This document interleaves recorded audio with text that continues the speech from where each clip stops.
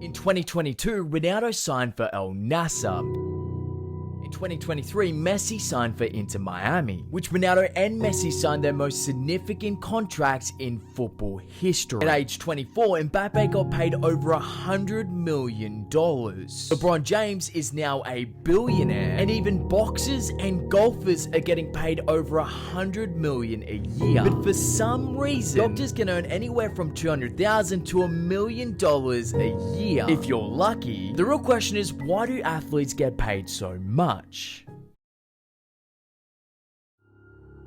When the journey to becoming a doctor is very incredibly stressful, and that's an understatement. So before you're even a qualified doctor, this is what you need to do. Bachelor's degree takes 4 years, medical school 4 years again, and residency 3 to 7 years. And it takes 11 years of education training after high school. So technically at 31 years old, you would be a doctor. To become an athlete, all it takes is one contract.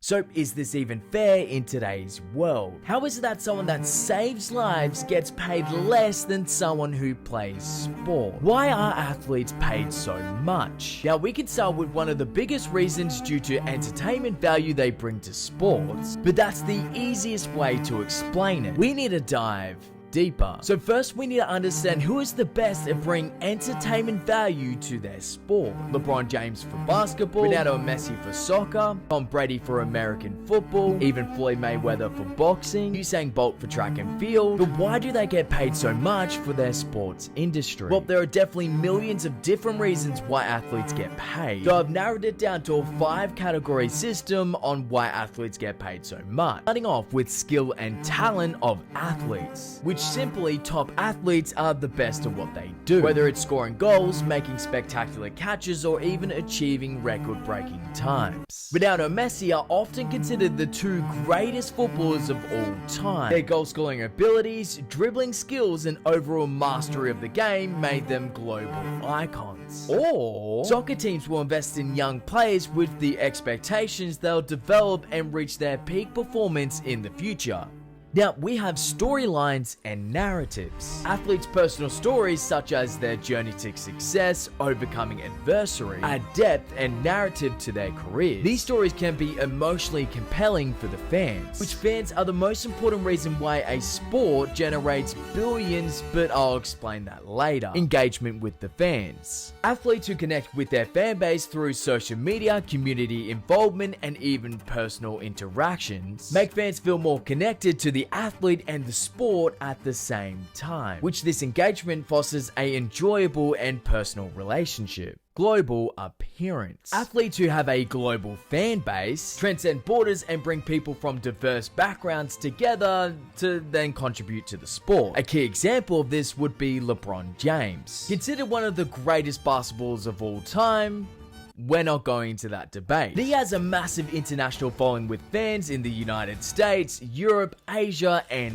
beyond. And due to the partnership with international brands, he's played a significant role in making basketball bigger on a worldwide scale, which then disconnects fans from a diverse background. But even not every athlete has an incredible global appearance like LeBron James. I'm naming athletes, but you get what I mean. Poor sportsmanship, lack of engagement with fans, and even off-field misconduct, and the list just goes on. Doping scandals, unsportsmanlike conduct, and you really get my point.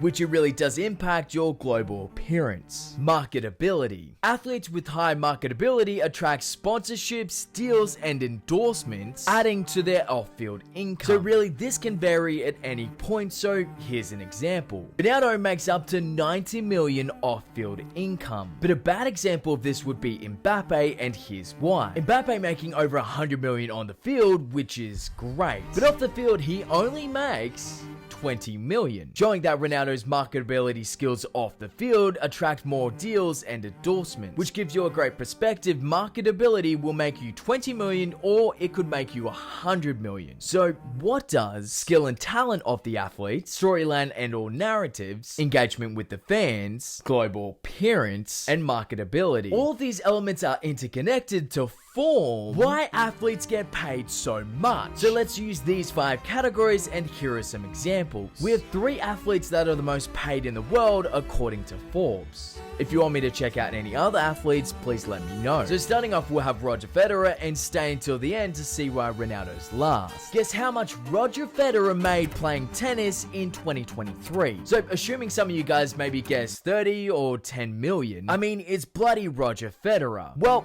that's wrong. Okay, how about 5 or even 1 million? Well, that's wrong again. He made simply 100k playing tennis in 2023, which, keep in mind, Roger Federer is in the top 10 highest paid athletes in the world. But Federer off the field's income is over 95.1 million. So Roger Federer is great at marketability and global appearance. Does Federer have much storyline or even narrative? Well, the guy retired in September, so no. Apart from the legend retiring. But a massive question, why does the skill and the talent of the athlete doesn't matter that much for Roger Federer? Simply, Roger Federer won't be a rare talent, or he won't be having early success for the sport due to him being 41 years old, which the man won't even have future potential. So we sort of understand why the skill and the talent of the athlete isn't relevant to Roger Federer, and will only play a massive effect based on whether the athlete is younger and talented, due to it being a long-term investment. Now, we move on to LeBron James. On the end of his career and in 2023, now a certified billionaire, LeBron has a remarkable talent for 3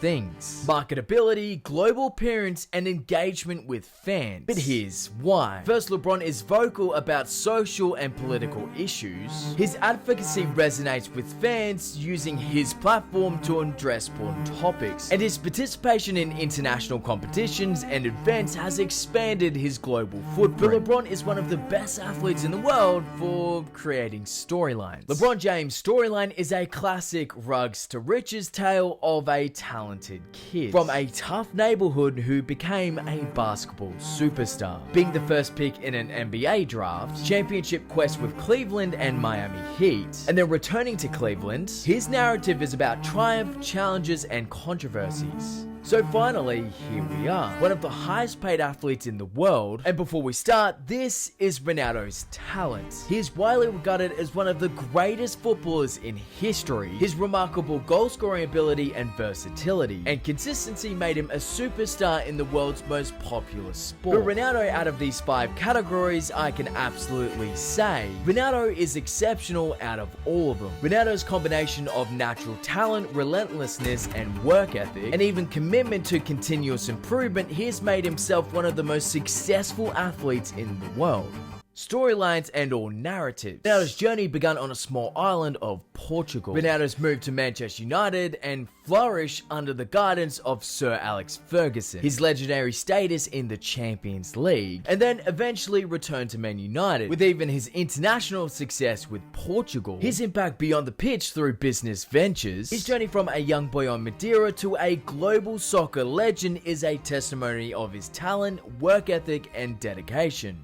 Engagement with fans, global appearance, and marketability are all linked together to create one thing. In essence, fan engagement, global presence, and marketability to create one powerful synergy that attracts income. Marketability from endorsements, merchandise, social media, events, and various other avenues. Ronaldo, the most followed on Instagram, his own brand, lifetime deal with Nike, and the list goes on. The more an athlete can connect with fans, transcend borders, and to become marketable for brands, the greater their potential for income generation. Engagement with fans. Ronaldo is highly active on various social media platforms. He frequently shares his personal updates, training sessions, and glimpses of his life. Ronaldo communicates with fans in multiple different languages, and this approach has made him one of the most beloved and engaged athletes on social media platforms, therefore making Ronaldo one of the most paid athletes in the world, which Ronaldo created his own empire from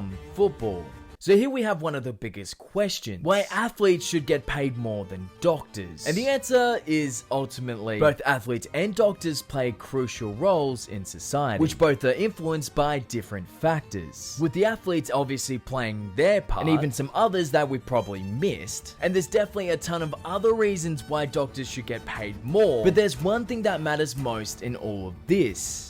Non-monetary benefits. How does this one thing change from getting paid $100,000 a year to $100 million a year? Well, athletes often receive substantial non-monetary benefits in addition to their financial compensation. Why don't doctors get paid non-monetary benefits? Fame and recognition, endorsement deals, sponsorships, which the level of factors on why athletes get paid this. Non-monetary benefits can widely change based on factors such as athletes' level of success, or basically meaning the best athletes will get paid $100 million while the bottom athletes won't get paid as much. But before we go, one thing I would like to add is that it matters on what sport it is. With footballers being the most paid, basketballers or even golfers, due to the sport actually being popular. The sports like underwater hockey, toe wrestling or even archery, they won't be paid as much simply due to the popularity of these sports. Should doctors get paid more than athletes, or should athletes get paid more than doctors? So,